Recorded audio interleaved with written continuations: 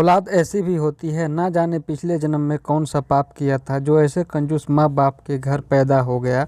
यह सोचते हुए अमित का मन दुखी और कुंठा से भर गया। औरों के माँ बाप कैसे हैं जो अपने औलाद की खुशी के लिए अपना सब कुछ न्यौछावर कर देते हैं, और मेरे माँ बाप जो हमेशा मेरी छोटी छोटी ख्वाहिश का गला घोंटते रहते हैं। मेरे लिए इनके पास कभी पैसा नहीं रहता, हरदम पैसे की तंगी का रोना रोते रहते हैं। इस वक्त उसके अंदर घृणा और नफरत का ऐसा तूफान उठ रहा था जिसने उसकी सोचने समझने की क्षमता को छीन कर दिया था।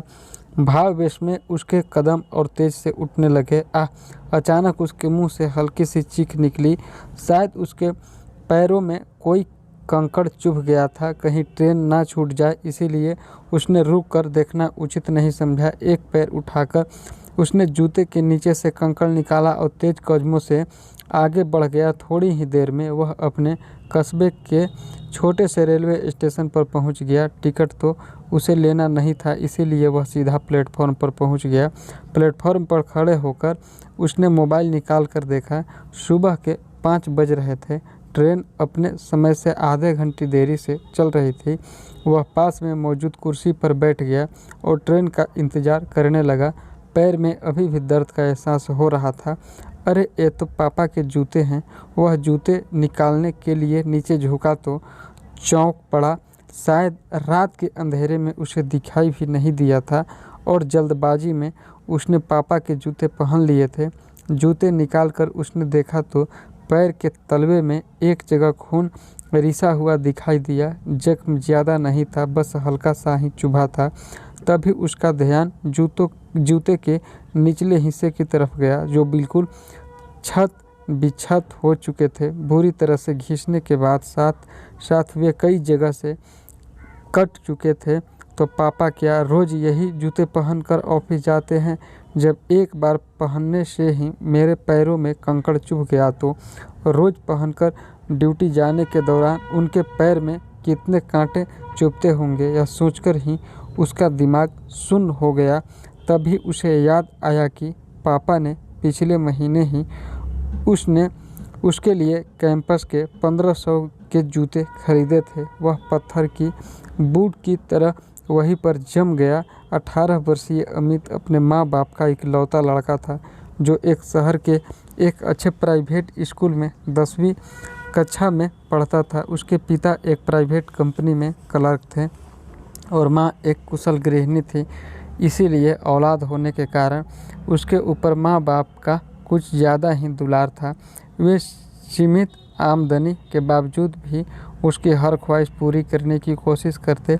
उसकी संगत शहर के अमीर घरानों से संबंध रखने वाले कुछ लड़के से हो गई थी, जो उसके साथ ही पढ़ते थे, जिससे परिणाम स्वरूप वो थोड़ा बिगड़ गया था।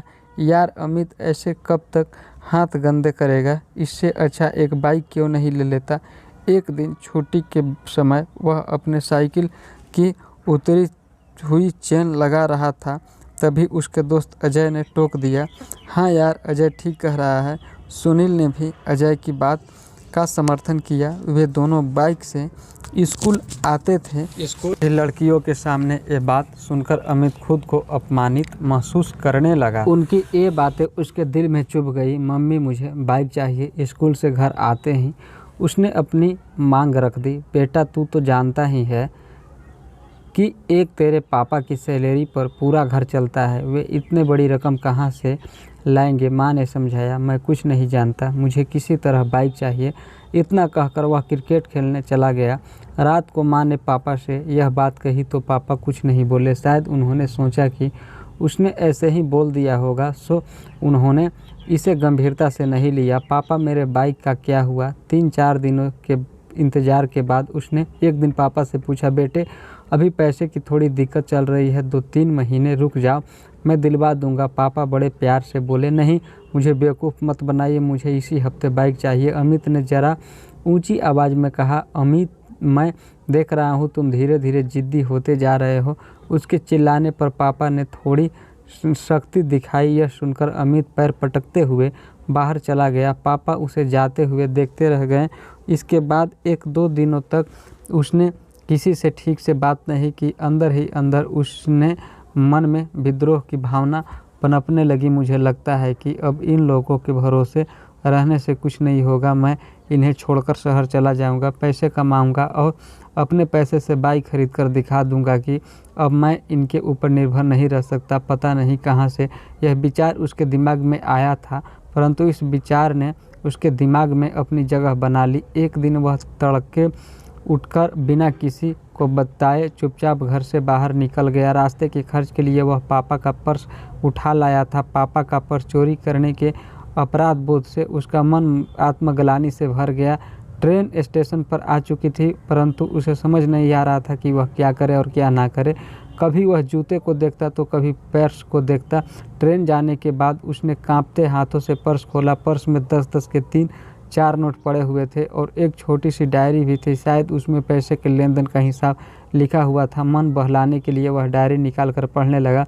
शर्मा जी से 30,000 रुपये के लिए कंप्यूटर के लिए ब्याज 5 रुपये प्रति सैकड़। 6 महीने पहले ही पापा ने उसके लिए नया कंप्यूटर खरीदा था, तो क्या पापा ने कर्ज लेकर मेरे लिए कंप्यूटर खरीदा? पढ़ते ही उसे झटका लगा। वह तो सोचता था कि पापा कंजूसी से पैसे बचाकर ब्याज पर लगाते हैं, परंतु उन्होंने तो उसके शौक़ पूरे करने के लिए 1000 रुपये का कर्ज ले लिया था। उसने आगे पढ़ना शुरू किया। वर्मा जी से 50,000 रुपये, बाइक के लिए ब्याज 3 रुपये सैकड़ा। दिन और तारीख बीते कल ही हो गई थी, यानी पापा फिर उसके लिए। उसके आंखों से आंसुओं की धारा फूट पड़ी।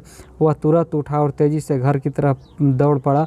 बदहवासी में भागता हुआ वह जब घर पहुंचा तो पापा अभी अभी बाथरूम से नहाकर निकले थे। अरे कितनी दूर टहलने चले गए थे बेटे? जल्दी तैयार हो चलो, अब बाइक एजेंसी चलना है। पापा उसे देखते ही बोले। इतना सुनते ही अमित ने सब्र का बाँध टूट गया। वह तुरंत पापा से लिपट गया और बच्चों की तरह फूट फूट कर रोने लगा। नहीं पापा, मुझे बाइक नहीं चाहिए। वह सब कुछ यूँ बोला। अरे क्या हुआ, क्यों रो रहे हो और बाइक क्यों नहीं चाहिए? मैंने लोन की सारी प्रक्रिया पूरी कर ली है। पापा को अभी भी कुछ समझ नहीं आ रहा था कि इसे क्या हुआ है। आप इस लोन को कैंसिल करवा दीजिए, मुझे लोन वाली गाड़ी नहीं चाहिए। अमित संभलते हुए बोला। लेकिन नहीं पापा, अभी साइकिल से ही काम चल जाएगा। चलो ठीक है, जैसा तुम चाहो। इसके बाद से तो वह बिल्कुल बदल गया। उसने अगले ही दिन से अपना पॉकेट मनी बचाना शुरू कर दिया। पापा, आज फादर्स डे है, इसीलिए मैं आपके लिए गिफ्ट लाया हूँ। पापा नाश्ता करके ऑफिस जाने के लिए दरवाजे से निकलने ही वाले थे कि अमित ने मुस्कुराते हुए उनका रास्ता रोक लिया। अच्छा जल्दी दिखाओ ये क्या, वरना मुझे ऑफिस के लिए लेट हो जाएगा। बस 2 मिनट पापा, आप बस कुर्सी पर बैठ जाइए। अमित ने फटाफट उनके पुराने जूते निकाल और नए जूते पहना दिए जो पूरे 1500 रुपये के थे। खुशी के मारे पापा के आंखों भर आई। अमित ने उनके पैर छुए तो उन्होंने उसे उठाकर गले से लगा लिया। वीडियो अच्छा लगे तो वीडियो को लाइक कीजिए, शेयर कीजिए, चैनल को नए जरूर सब्सक्राइब कीजिए। नमस्कार।